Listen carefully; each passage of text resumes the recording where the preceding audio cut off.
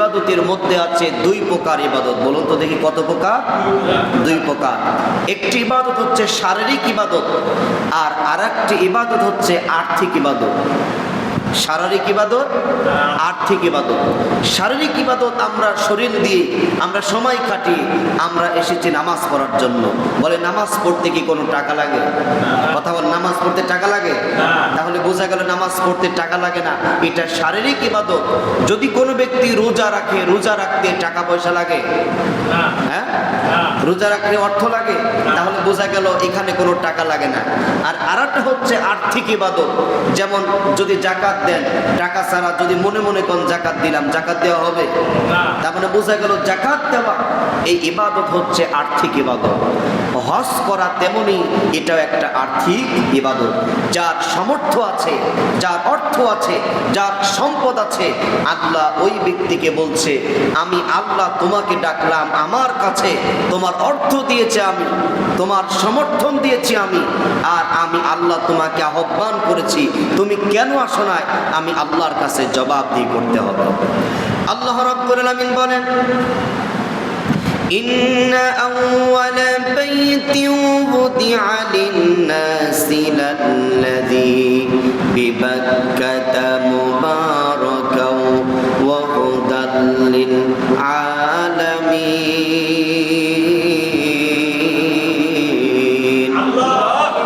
পৃথিবীর প্রথম ঘর কাবা ঘর, পৃথিবীর প্রথম ঘর বাইতুল্লাহ ঘর। এই কাবা ঘর আল্লাহ রাব্বুল আলামিন বান্দার জন্য বানিয়েছি। কেন আমি আল্লাহ তাআলা বানিয়েছি? ওহুদাল লিন-নাস, আমি মানুষের জন্য কাবা ঘর বানিয়েছি।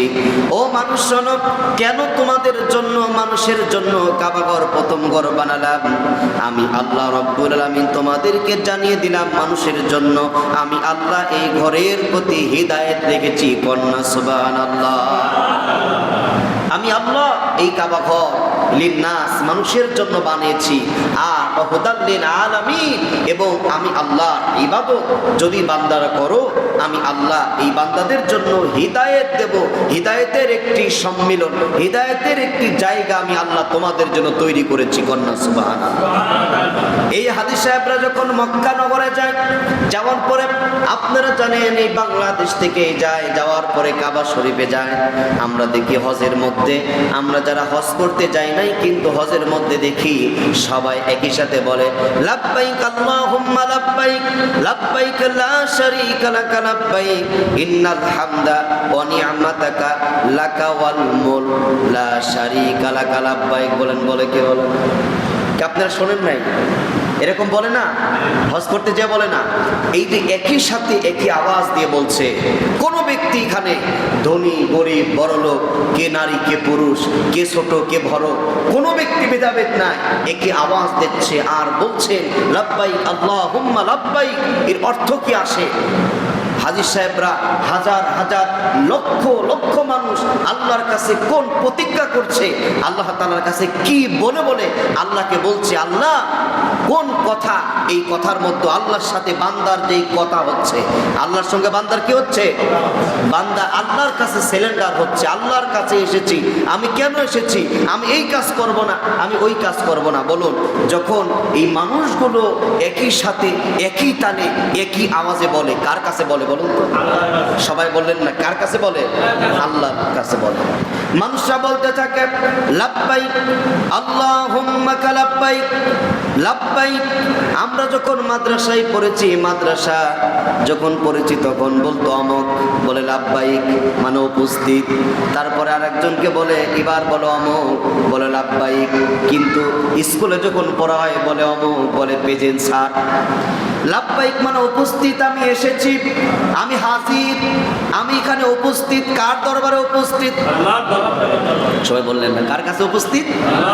মানে হাজী সাহেবরা হাজার হাজার লক্ষ লক্ষ হাজী একই তালে একই ভাষায় একই কথায় আল্লাহর কাছে বলতেছেন লাব্বাইক আল্লাহুম্মা লাব্বাইক, আমি উপস্থিত, লাব্বাইক আল্লাহ আপনার কাছে উপস্থিত। ইন্নাল হামদা, আল্লাহ কোনো মানুষের কোনো প্রশংসা নয়, কোনো মানুষের কোনো প্রশংসা নয়, প্রশংসা কার? আল্লাহর প্রশংসা করছে। দুনিয়ায় কোনো মানুষের, কোনো নেতা, কোনো নেত্রীর, কোনো মানুষের কোনো প্রশংসা নয়, দুনিয়ার কোনো কারোর প্রশংসা নয়। প্রশংসা কার জন্য করছে? আল্লাহর প্রশংসা করছে। অনিয়ামাতাকা, সমস্ত নিয়ামত আপনার জন্য, আপনি আমাদেরকে নিয়ামত দিয়েছেন, নিয়ামতের প্রশংসা আপনার জন্য। আমাকে ভালো লেগেছেন, অর্থ দিয়েছেন, সম্পদ দিয়েছেন, সমস্ত প্রশংসা কার জন্য?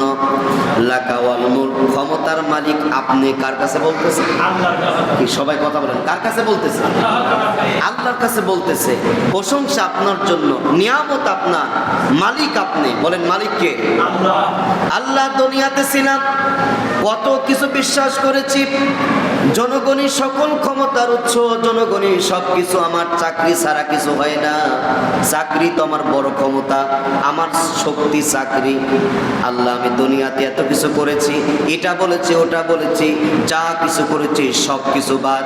আল্লাহ লাকাওয়াল মুলক, আমি আপনি সব কিছুর ক্ষমতার মালিক। আমি নিজেই, আমি হজ করতে এসে আপনার কাছে এসে, আপনার কাছে এসে, আপনার মেহমান হয়ে আপনার কাছে সাক্ষী দিচ্ছি। কন্যা সুবহানাল্লাহ। লাকাওয়াল মুলক লা শারীকা লাকা লাব্বাইক, আল্লাহ কখনো নয় কোনো শিরকের সাথে থাকবো না। ওয়াল্লাহ, দুনিয়ার জমিনে আমি কত মুশরিকদের সাথে থেকেছি, আমি মসজিদে এক কথা বলেছি, আবার মসজিদের বাইরে আর এক কথা বলেছি। আল্লাহ, দুনিয়াতে আমি কত শিরকি কাজ করেছি, যারা শিরকি করে তাদেরকে সমর্থন জানিয়েছি। আর কোনো কারো কোনো শরীক করব না, শিরক করব না। একমাত্র রব আপনি আল্লাহ। আল্লাহর কাছে সিলিন্ডার হচ্ছে। কি হচ্ছে? সিলিন্ডার হচ্ছে। এই তাকবীর পড়তে পড়তে আল্লাহর কাছে এক বাক্যে একই সাথে মানুষ বলতেছেন, অনিয়ামাতাকা লাকাওয়াল মুলক লা শারীকা লাকা লাব্বাইক ইন্নাল হামদা। আল্লাহ তাআলার কাছে প্রশংসা আদায় করতেছে। কার? দুনিয়ায় কোনো মানুষের ব্যাপারে নয়, আল্লাহর কাছে। আবার ওয়াদা দিচ্ছে, আল্লাহ আপনি আমাকে মাফ করে দেন, আপনি আমাকে ক্ষমা করে দেন। কার কাছে যাচ্ছে বলুন তো? আল্লাহ। আর কোনোদিন শিরক করব না, আর কোনোদিন কি করব না? শিরক করব না। এই হাজী সাহেবরাই যারা হজ করে আসে, আসার পরে যদি যে পর্যন্ত যারা প্রতি বছর লক্ষ লক্ষ হাজি যায়, হাজী সাহেবরাই যদি আপনি এই যে কাবা শরীফে আল্লাহর কাছে যেই কথা বলে আসছে, যে লা শারীকা লাকা লাব্বাইক, আল্লাহ আপনার কাছে আমি সারেন্ডার হচ্ছি, আর কোনোদিন শিরক করব না, আমি সমস্ত শিরককে লাথি মারলাম। যদি এমন করে এই দেশে আসার পরে যদি ওই হাজী সাহেবরা এবং এই কথার উপরে যদি বাস্তবায়ন রাখে, আমি কোনো শিরকের সাথে নাই, আমি কোনো বেদাতির সাথে নাই, আমি কোনো খারাপের সাথে নাই, আমি কোনো অন্যায়ের সাথে নাই, যদি এমন করে ওই হাজী সাহেবরা যদি বাস্তবায়ন করে, তাহলে মাঝে মাঝে বোঝা যেত যে আমাদের দেশে এরকম করে ইসলাম প্রতিষ্ঠিত হতে আর অতি দ্রুতই হয়ে যেত। সুবহানাল্লাহ বলেন। কিন্তু আমরা আল্লাহর কাছে বলে আসি একটা, আর আমরা বাইরে যাই করি আর একটা। যেমন প্রতিদিন বলি ইহদিনাস সিরাতাল মুস্তাকিম, আল্লাহ সরল সঠিক পথ আমাদের জন্য দাও। আমরা ভালো পথে চলতে চাই, যেই পথে ভালো মানুষ চলেছে, আপনার মাহবুব বান্দা চলেছে, শুহাদায়ে কেরাম চলেছে, ওলিয়ে কামিল চলেছে, আলেমে দ্বীন চলেছে, ভালো মানুষ যেই পথে চলে ওই পথে আমাদেরকে চালাও। আমরা মসজিদে বারবার এমন করে এই কথা বলি, সূরা ফাতিহার মধ্যে আল্লাহর কাছে বলি, আর বাইরে যে আল্লাহর কথা, ইসলামের কথা, দ্বীনের কথা, সব কথা জেরে তুই দুনিয়াবি আমরা মুখোমুখি হয়ে যায়। কথা বলেন ঠিক কিনা? সম্মানিত মুসলমান বাবারা, এই জন্য আমরা এই তালবিয়াত থেকে হাজী সাহেবদেরকে শিক্ষা নিতে হবে। দ্বিতীয় কথা, যারা আমরা হজ করতে যাব, যার কত পরিমাণ সম্পদ থাকলে আল্লাহ তাআলা ডাক দিয়ে বলেন, ওয়ালিল্লাহি আলান নাসি হিজ্জুল বাইতি মান ইসতাতাআ ইলাইহি সাবিলা। জোরে বলি আল্লাহু আকবার।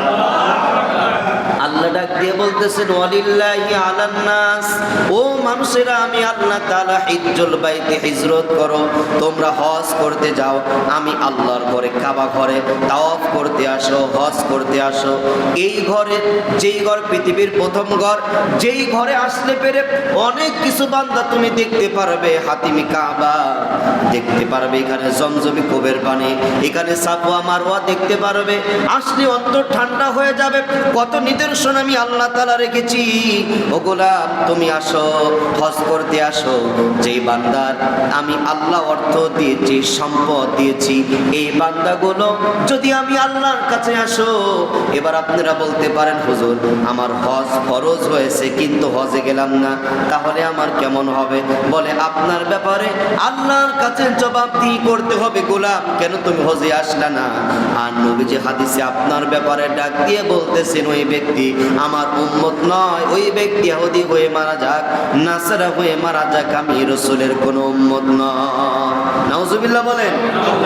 তাহলে হজ করার যার সামর্থ্য আছে, অর্থ আছে, টাকা আছে, সম্পদ আছে, এই ব্যক্তিরা যদি মনে করে, আমাদের সমাজের মধ্যে কিছু মানুষ মনে করে আমি এই ইয়াং বয়সে হজ করবো, হাজী সাহেব হব, আর হজ করলে যদি নামাজ এক ওয়াক্ত না পড়তে যায়, আরজানের সময় কোনো জায়গায় যদি কোনো মানুষ দেখে আমাকে বলবে কে খবর হাজী সাহেব নামাজে তো গেলাম না। না ভাই, আপনি হজ করতে যাবেন, হজের কোনো বয়স নাই, আপনি ছোট আপনি বড় তা নয়। হজ একটা আর্থিক ইবাদত, আপনার অর্থ আছে, সমর্থন আছে, আপনার শক্তি আছে, আপনি হজ করতে যাবেন। আমরা দুনিয়াতে যে অর্থ আছে, যে টাকা আছে, যদি এই সমর্থন থাকা সত্ত্বে যদি আমরা হজ করতে না যাই, আপনার সমর্থন হয় না কিন্তু জমি জাতির মালিক আপনার বাবা, আপনি বড় সন্তান হিসাবে আপনি আপনার বাবাকে হজের জন্য যাওয়ার, তাকে আগ্রহ প্রকাশ করবেন, তাকে যাওয়ার জন্য আপনি বিভিন্ন কথা বলবেন, বাবা এই বয়সে কখন মারা যাও, তোমার তো অর্থ সম্পদ আছে, তুমি ইচ্ছা করলেই তো যেতে পারো, কেন তুমি যাও না? দুনিয়াতে কয়েকদিন বাঁচবা, এই দুনিয়া থেকে চলে গেলে তো সবই পড়ে থাকবে। তাহলে যে আল্লাহ অর্থ দিল, যে আল্লাহ টাকা দিল, যে আল্লাহ সমর্থন দিল, যদি ওই আল্লাহর ঘরে জিয়ারতে যদি আমি আপনি যদি না যাই, তাহলে কিয়ামতের ময়দানে যেদিন জবাবদিহিতার কাঠগড়ায় দাঁড়াবে, তখন আর কোনো পার কোনো সুযোগ পাওয়া যাবে না। আল্লাহ তাআলা ডাক দিয়া বলেন, ও বান্দা এই ঘরের জিয়ারতে যখন তুমি আসবে, এই কাবা ঘরে যখন আসবে, তুমি কি জানো আমি রব্বুল আলামিন তোমাকে এতটা ভালোবাসি, এতটা মায়া করি, এতটা দয়া করি। ও বান্দা এই দুনিয়ার জমিনে যেই ছোট্ট বাচ্চাটা দুনিয়াতে আজকে যেই মায়ের পেট থেকে ভূমিষ্ঠ হলো, যে সন্তান কোনো গুনাহ নাই, আল্লাহর রাসূল বলেন যে ব্যক্তি হজে আসবে, জিয়ারতে আসবে, আমার আল্লাহ তাআলা ওই রকম ওই ব্যক্তির জীবনের গুনাহ কথা আমার আল্লাহ তাআলা মাফ করে দেয়। জোরে বলুন না সুবহানাল্লাহ। আল্লাহ